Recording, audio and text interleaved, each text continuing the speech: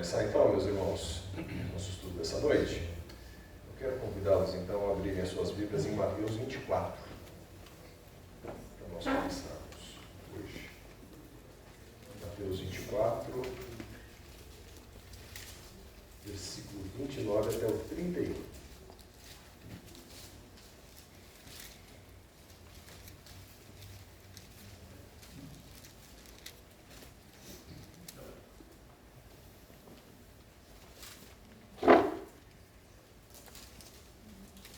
Mateus 24, 29 diz assim: Logo em seguida a tribulação daqueles dias, o sol escurecerá, a lua não dará sua claridade, as estrelas cairão do firmamento e os poderes dos céus serão abalados.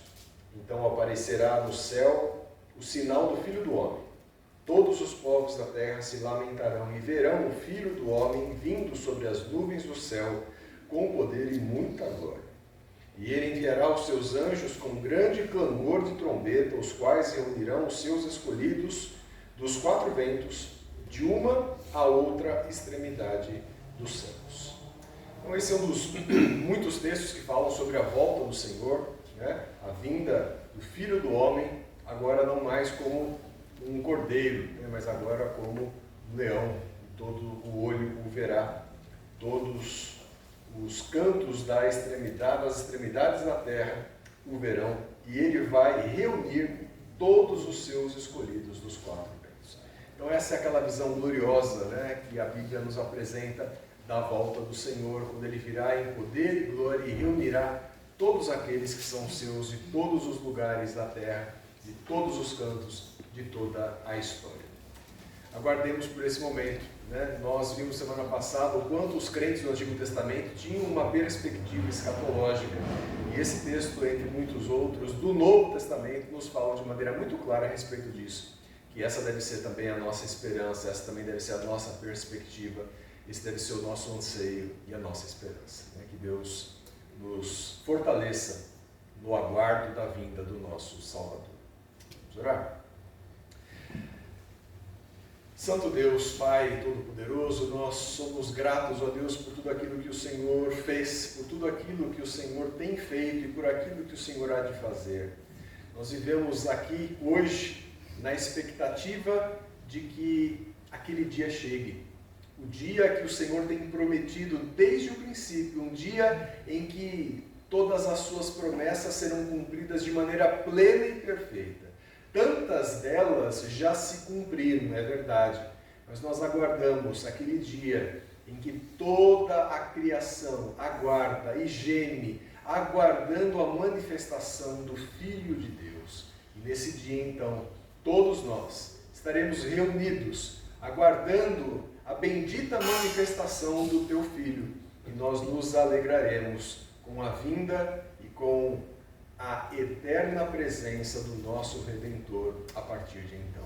Enquanto esse dia não chega, que o Senhor renove a nossa esperança e a nossa certeza, a nossa convicção e a nossa fé de que esse dia chegará. Enquanto isso, nós vivemos nessa expectativa, clamando: Maranata, vem, Senhor Jesus. Fazemos isso em nome dele, do nosso Salvador. Amém. Amém. Vamos cantar, meus irmãos, nosso primeiro momento. Estamos aqui, né, hoje, não um dia improvisado, né, mas num local diferente, né? E nós vamos cantar o primeiro cântico dessa noite de todas as tribos.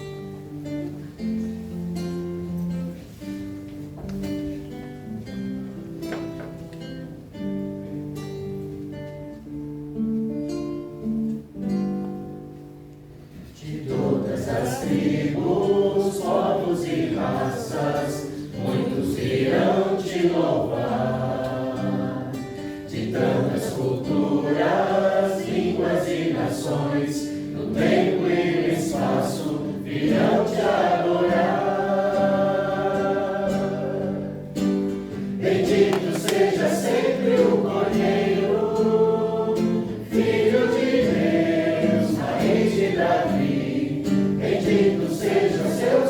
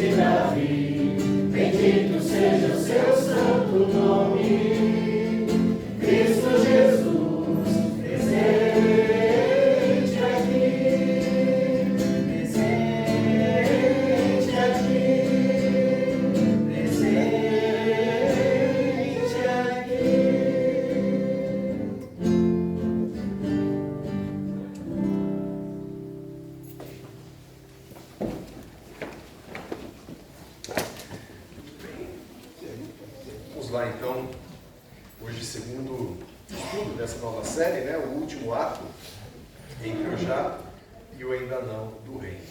Então, um assunto sobre escatologia, né, essa série de estudos bíblicos, está baseada no livro A Bíblia e o Futuro, tá bom? Então, está aqui, tá ali embaixo, né, A Bíblia e o Futuro de Anthony Huckman. Então, semana passada nós vimos a perspectiva escatológica do Antigo Testamento. E qual foi o nosso principal objetivo? Mostrar que escatologia não é algo restrito ao Novo Testamento, nem a Apocalipse, né?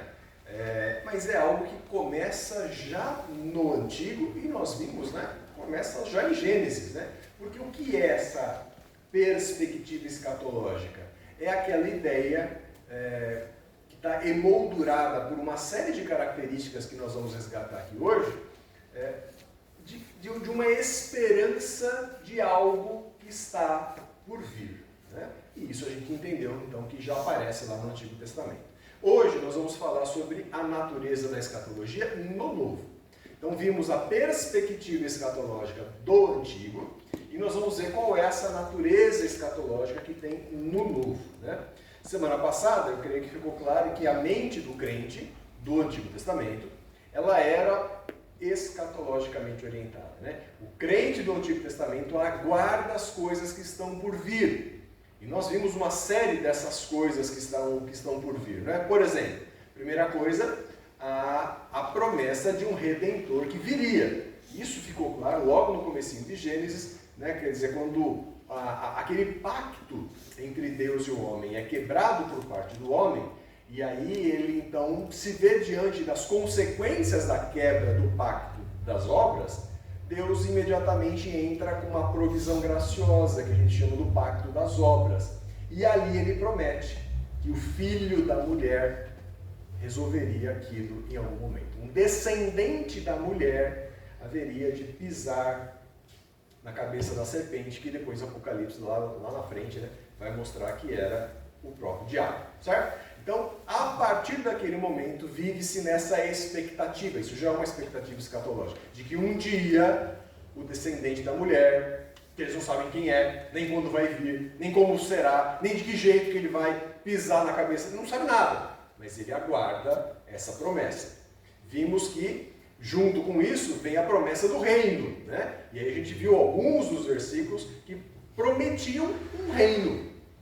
E é curioso como essa promessa ela vai sendo percebida e vai sendo aguardada no decorrer do tempo, quando o povo tem rei. Mas não é esse rei, né? Até quando chega Davi, que é o rei por excelência, ele não é esse rei ainda, não é? Então isso vai criando essa expectativa.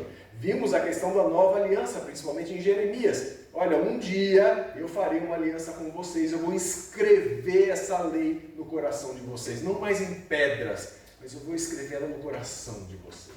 Porque a aliança que eu tenho feito, vocês têm quebrado, mas um dia eu vou fazer uma aliança que ela vai ser inquebrável, né? A restauração de Israel, né? Ainda em Jeremias e Isaías, isso fica muito claro, quer dizer, um povo que estava no exílio, que estava apartado do seu Deus, da sua terra, do seu templo.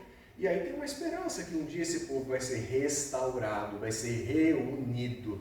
E percebam, né, mesmo quando acontece a volta lá de Neemias, de Esdras, e parece que ainda não está todo mundo ali, né?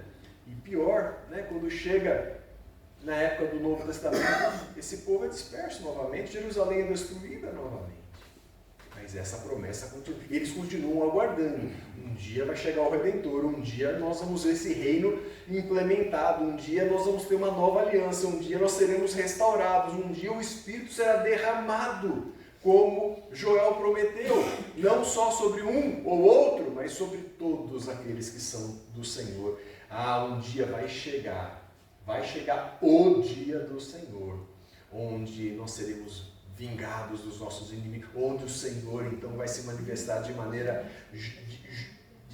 com juízo e com salvação. A expectativa do Antigo Testamento é que juízo e salvação viriam no mesmo dia. Isso vai ficar claro no Novo, que são momentos diferentes. E por fim, Então, novos céus e nova terra, Isaías deixa isso claro. Um dia haveria de existir novos céus e nova terra. Bom, tudo isso a gente viu no Antigo Testamento. Então, a mente do crente do Antigo Testamento, ela é escatologicamente orientada. Ele anseia por isso. Tá? Muito bem, como é que isso vai... E olha só, o Novo Testamento confirma isso. É muito interessante isso aqui, ó. Olha essa primeira evidência. Lá em Lucas 2,25, o texto diz que havia em Jerusalém um homem chamado Simeão. Homem este justo e piedoso, que esperava a consolação. Está percebendo? Simeão é um crente do Antigo Testamento. Não, mas ele está em Lucas. Lucas é novo. Não. Mas você consegue entender isso? Sim. Ele é um crente do Antigo Testamento. João Batista é um profeta do Antigo Testamento, não é? É o último grande profeta do Antigo Testamento. Ele está registrado nas páginas do Novo. Mas ele ainda vive sob a antiga aliança, assim como Simeão. Simeão está aguardando a consolação de Israel. E lembra quando ele então toma o menino, né, o bebê Jesus nas mãos, o que ele fala? Os olhos dele viram a salvação? Pronto. Os meus olhos viram o Salvador, viram a salvação. Senhor, pode me levar. Os meus olhos viram o Salvador. Ele aguardava isso. E aí, iluminado pelo Espírito Santo, ele entende, esse menino é o Redentor que haveria de vir. Tente se colocar no lugar de Simeão. Já imaginaram? Já imaginaram a felicidade desse homem? De tomar nos braços o Salvador prometido por Deus. E ele fala, Senhor, pode me levar. Os meus olhos viram o Salvador. Percebe como a mente do crente do Antigo Testamento é escatologicamente orientada. Ele estava aguardando isso. E não é o único exemplo. Né? A profetisa Ana, chegando naquela hora, naquele mesmo contexto, ela dava graças a Deus e falava a respeito do menino. A todos que esperavam o quê? A redenção de Jerusalém. Veja, vocês que estão esperando a redenção de Jerusalém, ela chegou, é esse menino. E devia ser difícil de acreditar, né, para as outras pessoas. Um menino? Como assim? Como você sabe disso? Né? Então, olha só como esse povo aguardava esse momento. Aguardava a vinda daquele Redentor prometido. Meus irmãos, nós usamos essa expressão, né, normalmente, que a revelação de Deus ela é progressiva. Cada vez Deus lança mais luz na sua revelação. Então, perceba, a promessa que foi feita lá para a mulher, lá no Éden, ela tinha pouca luz, no sentido assim, mas Senhor, quem vai ser? Quando vai ser? Vai ser o meu primeiro filho? Vai ser o segundo? Vai ser o meu neto? Vai ser o meu bisneto? Quem vai ser? Né? O desejo era o quê? O desejo era que fosse o primogênito, não é? Ele viesse e resolvesse o problema que os pais causaram ali, não foi? Né? Lógico. Mas eles não tinham ideia de quanto tempo ia demorar, não é? Nem de quem seria, nem de como ele viria. E quando a gente olha para o novo, a gente vê que tantos outros também não tiveram essa ideia, né? essa clareza. Ué, mas é assim que vem o Messias? Mas o Messias vai morrer na cruz? Pedro, de maneira nenhuma, Senhor. De jeito nenhum. Então, eles têm a expectativa, eles têm a fé, eles têm a esperança, mas eles não têm clareza. E por isso que cada vez mais, hoje, né, quando a gente pode olhar para toda a revelação de Deus, a gente tem muito mais clareza. E, no entanto, não significa que necessariamente nós tenhamos mais fé, né? Curioso isso, né? Nós temos toda a clareza da revelação, nós temos ela por completo. Nós temos instrumentos para que nos facilitem a interpretação e a compreensão dela. E, no entanto, nem sempre isso redunda em mais fé. Né? Curioso isso. Mas a revelação ela vai sendo cada vez mais esclarecida, revelação progressiva. E de repente chega o cumprimento da experiência. No Novo Testamento há essa certeza de que chegou o momento. Olha só o que o William Manson fala. Quando nós mudamos para o Novo Testamento, nós passamos do clima de predição, de previsão, para o clima de cumprimento. Então, aquilo que estava sendo predito, agora vai ser cumprido, realizado. As coisas que Deus tinha previsto pelos lábios de seus santos profetas, agora ele trouxe, pelo menos em parte, a realização. Existe uma escatologia realizada. Dá para perceber isso? Existe uma escatologia realizada no Antigo Testamento? Existe. Ela começa a ser predita e ela começa a se realizar ainda mais concretamente no Novo. Então, aquilo que a gente tem às vezes na cabeça, na escatologia, as últimas coisas que só estão por vir, a gente está percebendo agora um conceito importante. A escatologia, ela tem um aspecto já realizado, e nós vamos mudar esse nome daqui a pouco. Mas percebam isso, algo já começou a ser realizado. Existe também uma escatologia do não realizado. Existe ainda algo que está por vir. Por isso que nós continuamos com essa mente, deveríamos continuar com essa mente escatologicamente orientada, porque tem coisas que ainda não aconteceram. O cristianismo, portanto, exibe desde o princípio uma dualidade essencial. O fim chegou. O fim não chegou. O fim chegou? De alguma maneira chegou. Né? A gente vai ver, essa escatologia é realizada, mas não por completo. Então, o fim chegou, mas ainda não. E a gente vai falar sobre isso. Então, vamos falar hoje aqui sobre um pouco dessas características da escatologia do Novo Testamento. E aí vou usar um outro autor aqui, o Oscar Pullman, que diz o seguinte: o elemento novo no Novo Testamento não é a escatologia. A escatologia já tem no Antigo. Mas o que eu costumo chamar de tensão entre o já cumprido, decisivo, e o ainda não completado. Entre o presente e o futuro. É o Oscar Pullman que vem trazer que vai cunhar essa expressão, o já e o ainda não, que a gente sempre fala, em tantas outras situações. Então, o já e o ainda não é uma expressão cunhada pelo Pullman com respeito à escatologia. Então, assim, já é o fim, mas ainda não. E veja, a Bíblia fala isso sobre muitos aspectos. Nós já somos salvos. Mas Paulo fala para a gente desenvolver a nossa salvação. Parece que ela não está completa ainda. Por quê? Porque realmente falta uma concretização. A promessa do Redentor vindouro era verdadeira, era honesta. Mas um dia ele veio. Os crentes do Antigo Testamento foram salvos pela fé no Redentor que viria. E um dia ele veio. A Bíblia diz que nós somos santos. Mas diz que nós precisamos ser santos, sede santos. Percebe? Tem muitas características que mostram que nós já vivemos, mas que ainda não. E a escatologia, assim, ela já começou a ser realizada, mas falta algo ainda acontecer. Então, o que nós vamos ver aqui na natureza escatológica do Novo Testamento são três coisas. A primeira, que o grande evento escatológico do Antigo aconteceu. Os crentes do Novo Testamento entendiam isso. Agora, nesse período que nós estamos vivendo, imaginam um crente lá da época de Jesus pensando, esse período que Jesus inaugurou é o período de cumprimento daquelas promessas escatológicas. Então, eles tinham clareza de que o período do fim tinha começado. Não por completo, mas ele já tinha começado. A escatologia realizada, mas ainda não completada. Olha só como a gente percebe isso. Primeiro, eles entendiam que o Novo Testamento era cumprimento do Antigo. Eles entendiam isso. Então, olha só. Por exemplo, enquanto ponderavam nessas coisas, eis que lhe apareceu em sonho um anjo do Senhor, dizendo: José, filho de Davi, não temas receber Maria, tua mulher, porque o que nela foi gerado é do Espírito Santo. Ela dará à luz a um filho e lhe porás o nome de Jesus, porque ele salvará o seu povo dos pecados deles.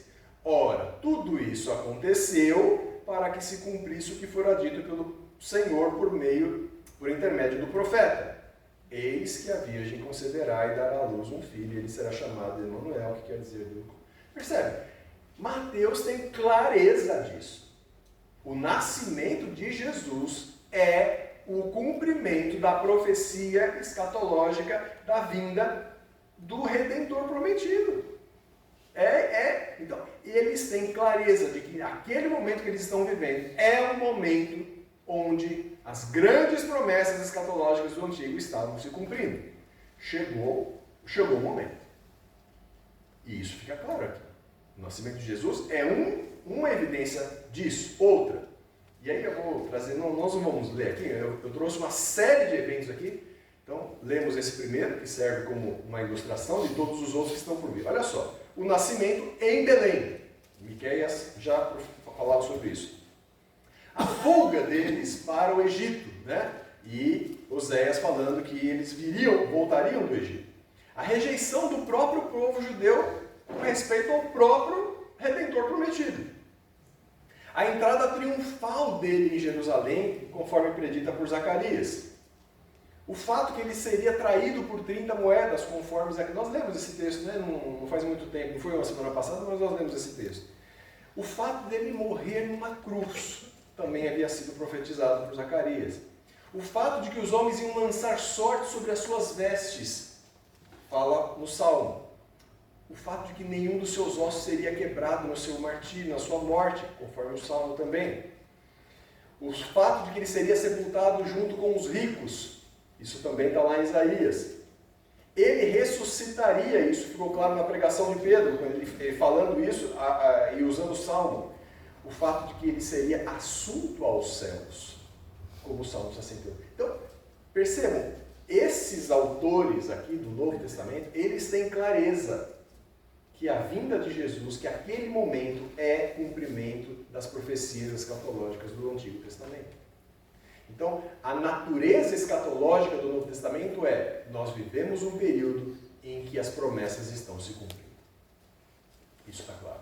Eles tinham essa mente, como a gente viu em Simeão e Ana, e de repente eles veem as coisas acontecendo e eles falam: isso tudo é cumprimento daquilo que estava prometido. Isso com respeito à vinda do Redentor. Mas uma outra característica lá do Antigo é a vinda do reino, não é? E o reino chegou, e eles têm clareza disso.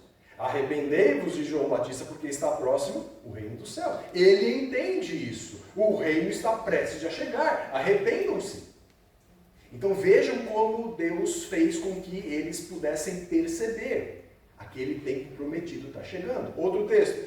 O próprio Jesus falando: se porém eu expulso demônios pelo Espírito de Deus, e não por Beelzebub, como vocês estão me dizendo, então certamente é chegado o reino de Deus sobre vós. Veja, ele mesmo está dizendo assim: veja, a promessa do reino chegou.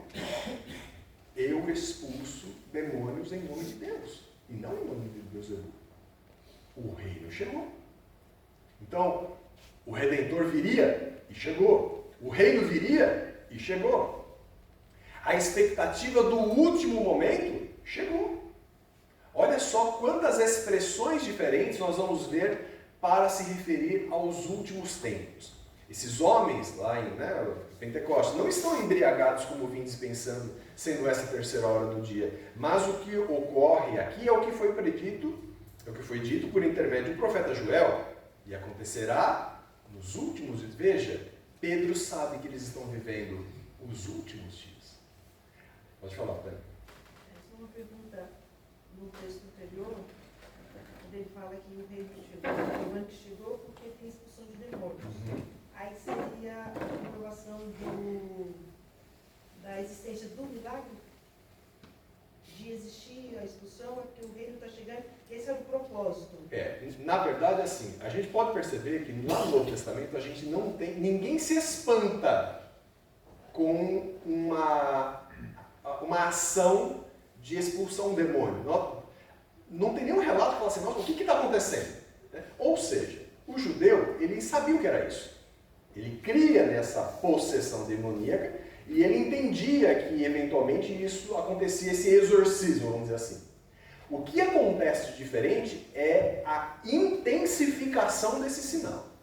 Então, o fato de a todo instante aquilo está acontecendo, é isso que demonstra: olha, tem algo de diferente acontecendo. E o que está acontecendo? Aí ele vai falar: o reino chegou. Então ele está abalando tudo aquilo ali. Os demônios está confrontando o reino de Satanás. Tá, de maneira intensa, de maneira, e perceba, esse sinal da primeira vinda, ele foi intensificado na primeira vinda. Os sinais da volta, porque o que vai acontecer? Quais são os sinais da segunda vinda de Jesus? Apostasia, que mais? Guerras, terremotos. Então eu pergunto para vocês: nunca aconteceu apostasia? Nunca aconteceu guerra? Nunca aconteceu terremoto? Mas eles vão se intensificar. Bom, é a mesma coisa que estava acontecendo ali. Tudo bem? Muito bem. Então vamos voltar aqui. Acontecerá nos últimos dias. Então, Pedro, inspirado pelo Espírito Santo, entende que aquela profecia de Joel está se cumprindo agora, e que, portanto, agora, século I, agora já é os últimos dias. Os últimos dias chegaram, diz o Senhor, que nesses últimos dias derramarei do meu Espírito sobre toda a carne.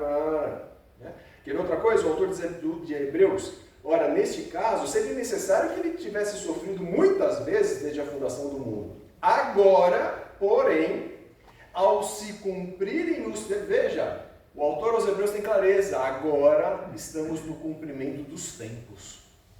O que significa isso, senão? Estamos no fim. Olha, esperamos, chegamos no fim. Agora, no cumprimento dos tempos, se manifestou uma vez por todas para aniquilar pelo sacrifício de si mesmo o pecado.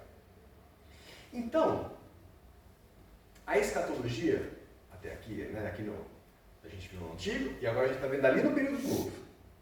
Está claro que ela não está só por vir. Está claro que tem um aspecto realizado, não tem? E veja, e eles tinham isso muito claro. O Redentor chegou, o Reino chegou, os últimos tempos chegaram. Tudo bem? Então, ela é uma escatologia realizada. Mas a palavra realizada não é precisa. Porque quando você fala que foi realizado, parece que acabou. E não acabou.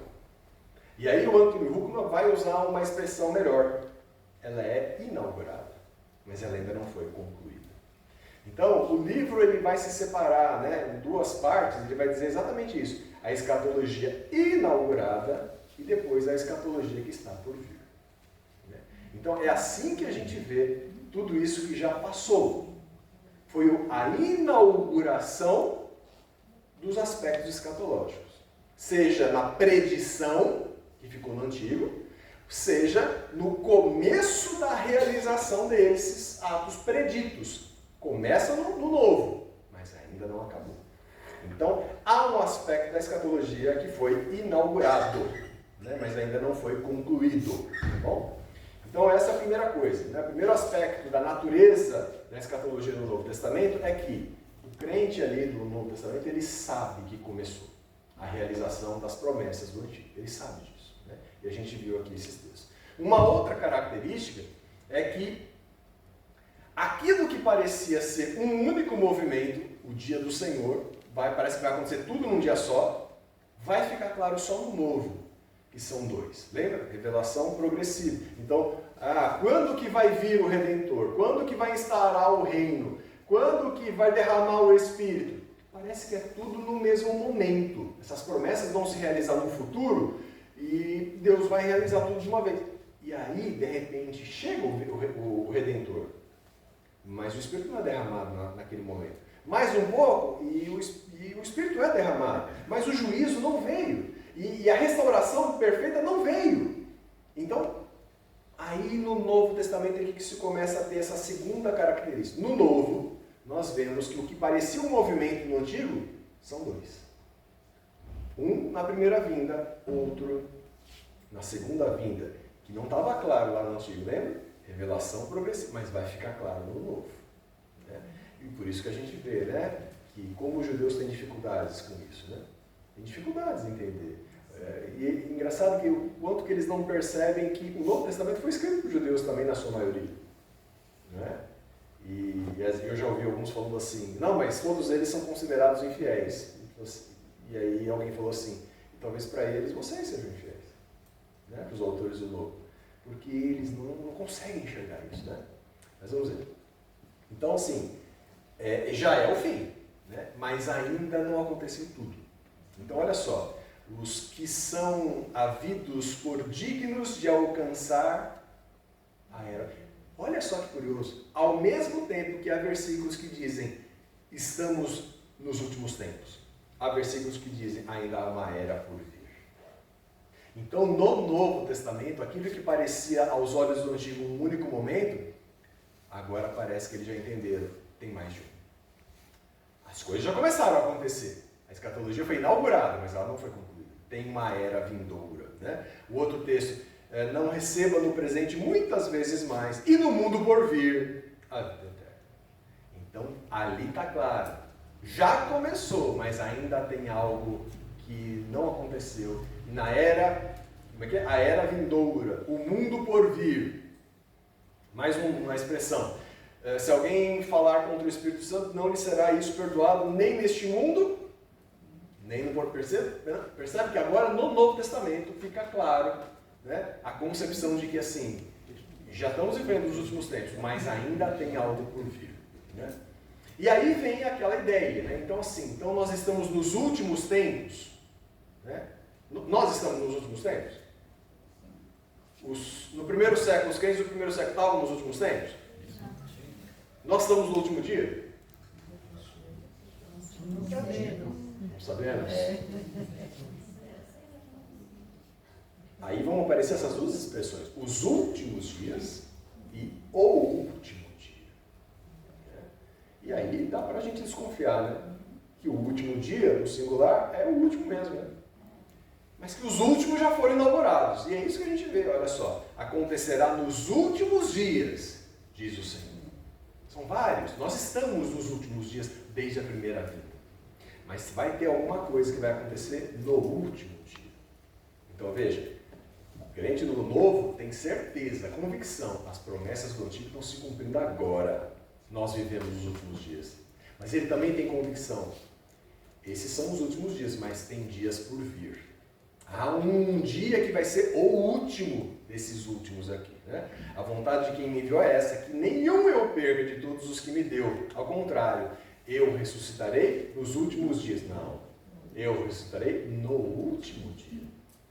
Então, essa ideia de que dentre os últimos vai ter um que é o último. E tem coisas reservadas para esse momento aí. Então, que dia é hoje? Os últimos. Hã? Hoje é 1 de outubro, né? Hoje, que dia que é hoje?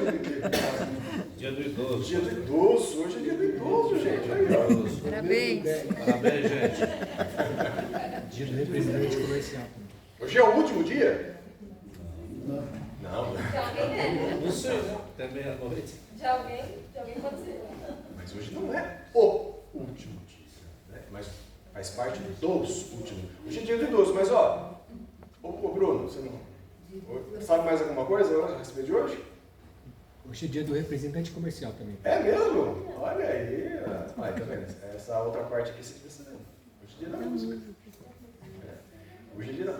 Hoje foi no dia 1º de outubro que foi inaugurado o Walt Disney World, em 71, olha só. Foi no dia 1º de outubro que foi lançada a primeira edição do Diário Oficial da União, em 1862. Olha só.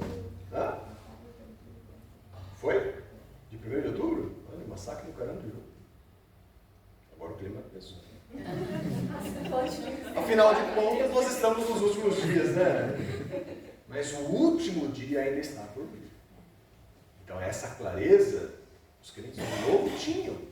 E nós precisamos ter. Vivemos os últimos dias. Mas há uma era por vir. Há um dia ainda onde muita coisa vai acontecer. E o Huckman, ele usa um diagrama aqui, que eu tentei reproduzir aqui, ó. Que acho que dá para entender melhor isso daqui, né? Então, olha só, em algum momento lá, né, ele aponta ali a criação e ele chama, entre a criação e a primeira vinda, de a era passada, né? Ele dá esse nome. Aí, depois da primeira vinda de Cristo, inaugura-se os últimos dias, né? E o fim das eras passadas. Então, tudo aquilo que foi o momento de aguardar, de predições, de promessas escatológicas, aquela época de predição termina e começa a realização, a inauguração, né, da escatologia. E com a segunda vinda de Cristo vai iniciar a era por vir, o tempo, né, eterno ali novamente, e é o fim de novo de uma nova era. Então aqui só para ilustrar, né, assim, visualmente, que entre a primeira vinda e a segunda vinda são os últimos dias. Né? Mas tem algo depois, uma era vindoura, que vem depois do último dia dessa era. Né? Então é isso que ele está falando. Então, Características, né? Naturezas da escatologia do Novo Testamento. As promessas do Antigo estão sendo realizadas, né? Então isso é claro. E aquilo que parecia um único evento, um único momento, na verdade, se percebe a partir do Novo Testamento que são dois. Né? A primeira vinda, a segunda vinda. Tá? E aí, como que esses dois momentos estão relacionados do ponto de vista da escatologia? Então, é a terceira característica. Esses dois momentos estão relacionados no fato que eles são o penhor e a garantia de bênçãos maiores no futuro. O fato de que nem tudo aconteceu na primeira vinda é a garantia de que as promessas de bênçãos ainda maiores estão por vir. Né? Então, aguarda que o que não aconteceu vai acontecer. Então, como é que a gente vê isso? Bom, primeiro, a certeza de que ele voltará. Só vai ficar claro no novo isso. Né? Então, veja, varões galileus, por que estáis olhando para as alturas? Esse Jesus que entre vós foi assunto aos céus, assim virá, do modo como o vistes subir. Né? Vocês viram ele subir, vocês vão ver ele descer. Ele vai voltar. Né? Então, olha só, o que não estava claro agora, porque, veja, lembra dos discípulos a caminho de Emaús? Qual é a decepção deles? Nós esperávamos que ele ia resolver tudo, que ele ia restaurar Israel. No entanto, ele morreu faz 3 dias já. Não é? No entanto, ele vai voltar. Ele vai voltar. Ele vai voltar. Então veja, é aí que está a esperança agora, né? Novamente renovada aqui, escatológica, do povo do novo. Agora, ele vai voltar. Isso não estava claro. Ele esperava que acontecia tudo de uma vez? Não, não aconteceu. Aí teve uma dessas, mas ele vai voltar. Ah, então ele vai voltar. Olha só. E assim como os homens está ordenado morrer uma só vez, vindo depois disso o juízo, assim também Cristo, tendo se oferecido uma vez para sempre para tirar os pecados de muitos, aparecerá segunda vez, sem pecado aos que o aguardam para a salvação. Então veja, é no novo que fica claro a volta. Até então, ninguém sabia que ele ia voltar. Ele ia vir, veio, mas não cumpriu tudo. E pior, morreu. Mas ele vai voltar. Então agora sim, fica claro, né, que são dois momentos, e vejam, o segundo é o que dá a garantia para que a gente continue crendo e confiando. Ele vai vir e vai realizar. E aí tem um texto aqui de Tito que mostra isso de maneira mais clara ainda. Olha só. A graça de Deus se manifestou salvador a todos os homens. Como? Eu pergunto, como? Como que a graça de Deus se manifestou salvador a todos os homens? Como? Em Cristo. E especificamente como? No fato que ele veio, nasceu, né? Encarnou, certo? Ele veio, ele se manifestou salvador a todos os homens. E aqui todos os homens, é só você ler os versículos anteriores, e você vai ver que ele não está falando de todas as pessoas indistintamente no mundo. Se você olhar os versículos anteriores, ele está falando de classes de pessoas. E não importa se é servo, se é senhor, se é pobre, se é rico. Ele se manifestou salvador a todo homem. Continuemos. Educando-nos para que, renegadas a impiedade e as paixões mundanas, vivamos no presente século sensata, justa e piedosamente, aguardando a bendita esperança e a manifestação. Ele se manifestou uma vez e ele vai se manifestar outra vez. É a mesma palavra, né? Só que um verbo aqui é um substantivo, mas é a mesma raiz, é o mesmo sentido. Assim como ele se manifestou uma vez, ele se manifestará outra vez. Então, aguardando a bendita esperança e a manifestação da glória do nosso grande Deus e Salvador, Cristo Jesus. Então, agora é certeza de que essas promessas vão se cumprir nesse segundo momento.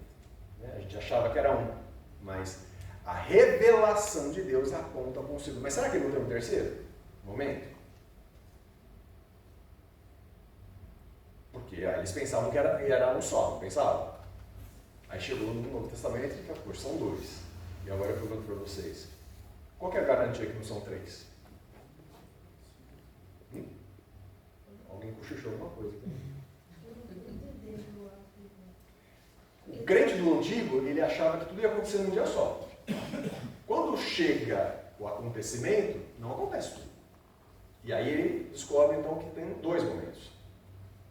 E aí hoje a gente está falando aqui que são 2. E a minha pergunta é, como é que a gente sabe que quando chegar o segundo momento, não vai chegar e falar assim, não, vai ter um terceiro ainda? Não. Porque já fala sobre... Isso, porque a Bíblia fala agora no Novo Testamento que são dois. Né? A diferença é que o crente do Antigo, ele não tinha o Novo, né? A revelação progressiva. Quando chega a revelação e ela conclui, a gente entende que ela está concluída, né? Por isso que não tem novas revelações, porque ela está concluída, e ela diz que são dois. E vai ter um dia onde ele vai voltar e todas as coisas serão consumadas. Tá? Então esse texto de Tito é muito claro, porque a manifestação aqui é o aparecimento dele. E assim como ele apareceu uma vez, ele vai aparecer outra. Então ele vai voltar. E aí, para a gente entender isso, né, lembra daquele esquema, né, do quadrinho ali, aquele diagrama, né, a primeira vinda, a segunda vinda. Né? Eu vou fazer um paralelo aqui com a Segunda Guerra Mundial. Vocês sabiam que tem duas datas importantes aqui para celebrar o fim da Segunda Guerra Mundial? Começa quando a Segunda Guerra Mundial? Não olha para o slide aí. Começo. Que ano? Só o ano. 39. Qual é o ano que termina? 45. Né? E eu trouxe uma data de 45 e uma data de 44. Por quê? Fala. Isso. O dia 6 de junho é o dia D. Né? E o final ali é o dia V. É o dia da vitória. Né? O que foi o dia D? Vamos trocar de lugar? Invasão. Normandia. A chegada das tropas na Normandia. Na Normandia, não é isso? Então, as tropas aliadas desembarcam na Normandia. A guerra acaba no dia D? Não. Mas o dia D é decisivo. Muitos dizem assim, a guerra acabou no dia D. A guerra foi vencida no dia D. Ela não acabou. O termo como é que fala? Não é desistência, como é que fala? Rendição. O termo de rendição foi assinado dia 2 de setembro de 45, depois das 2 bombas lá no Japão.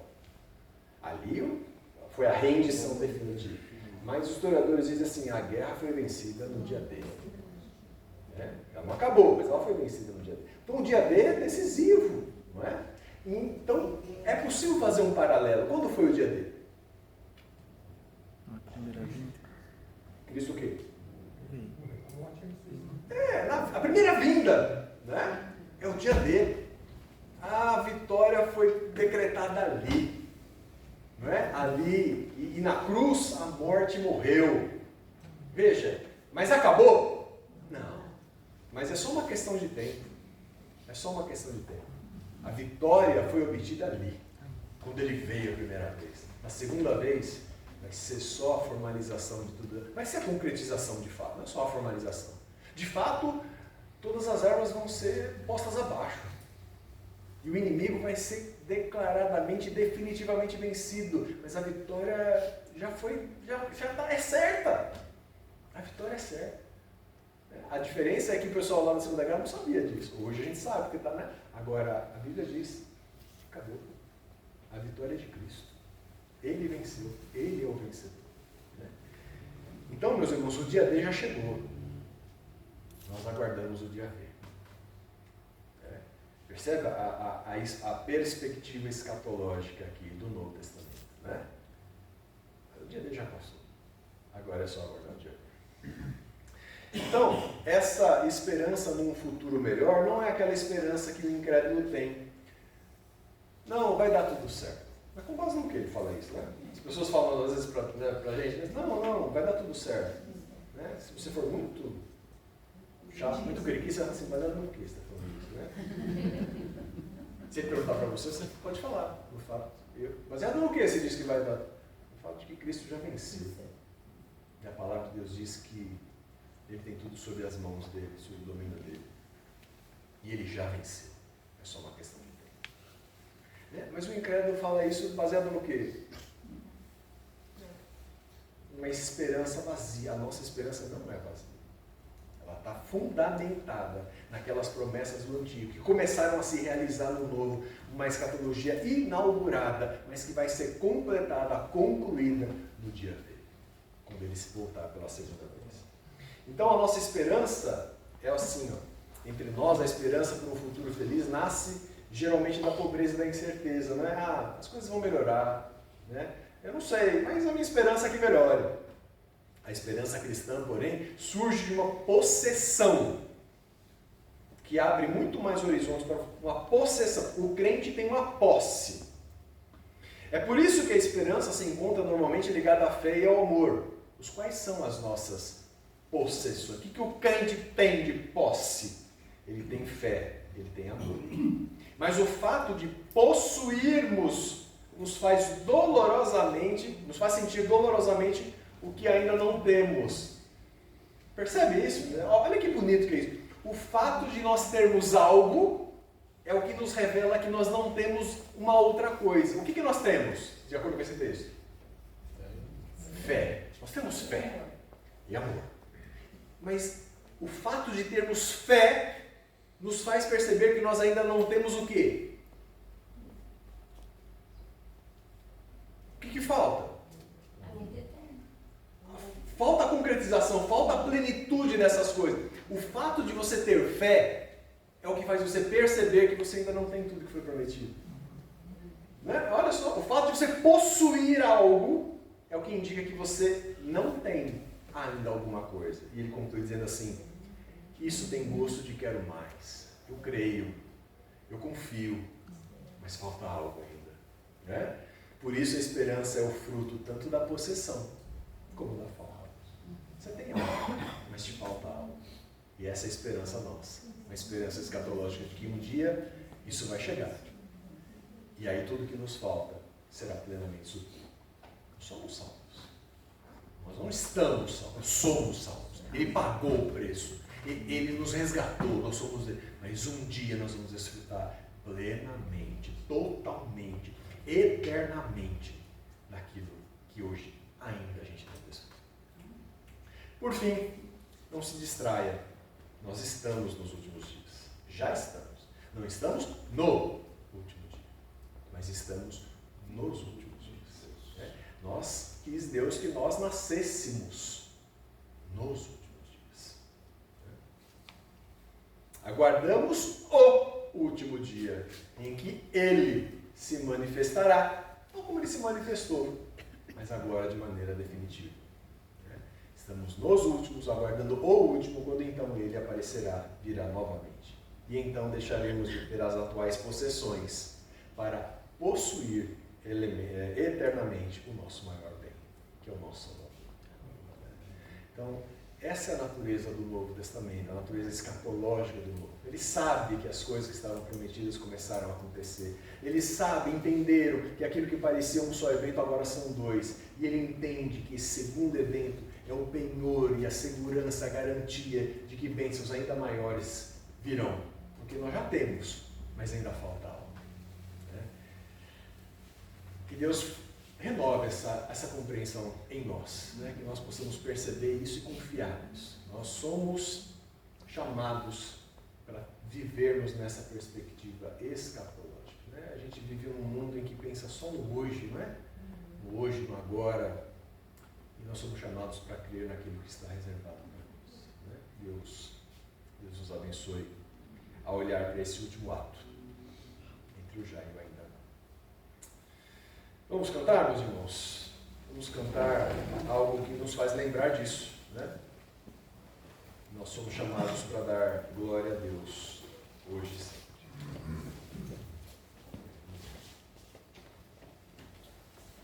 Não sei se a letra está completa aqui, mas acho que eu não sabe.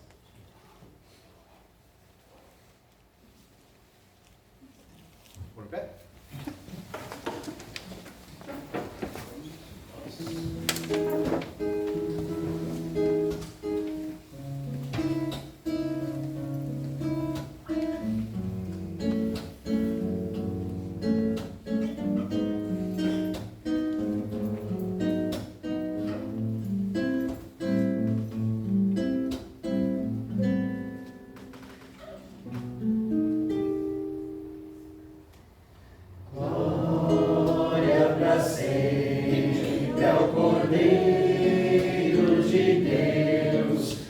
Jesus, o Senhor, ao leão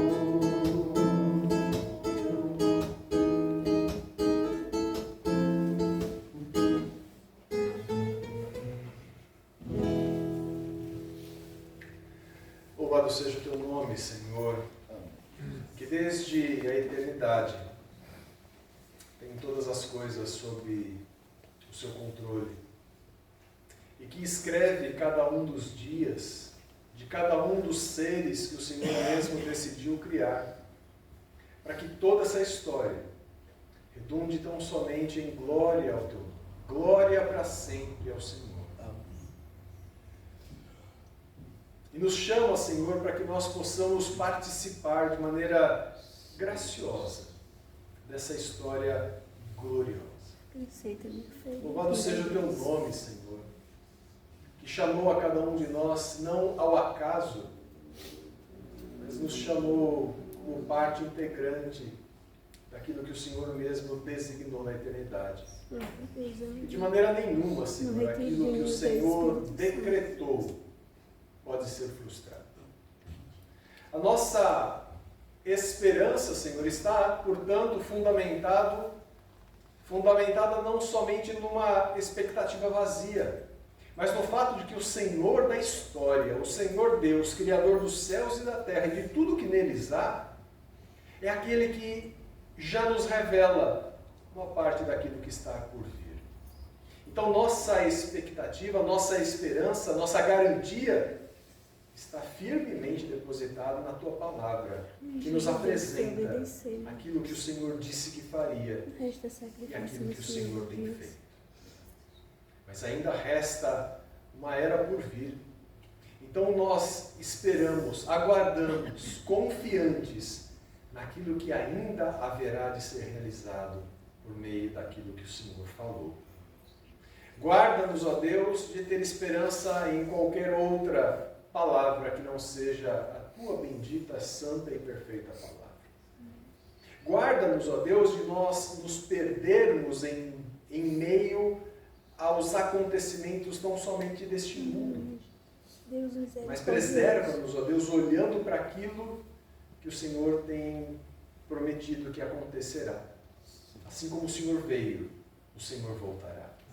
E nesse dia, o último dia, então, tudo aquilo que foi prometido acontecerá de maneira completa, perfeita, plena e eterna. É por isso que nós ansiamos, Senhor. É por isso que nós aguardamos, desde agora, por aquele dia que está por vir. Confiados no Senhor, ó Deus, é que nós oramos agradecidos e suplicamos que o Senhor nos mantenha e nos preserve na Tua presença até lá. Em nome de Jesus que nós oramos. Amém. Boa noite, meus irmãos. Bom descanso a todos. Até a próxima quarta-feira, provavelmente no Narciso. Esse aqui ou talvez lá. Até mais.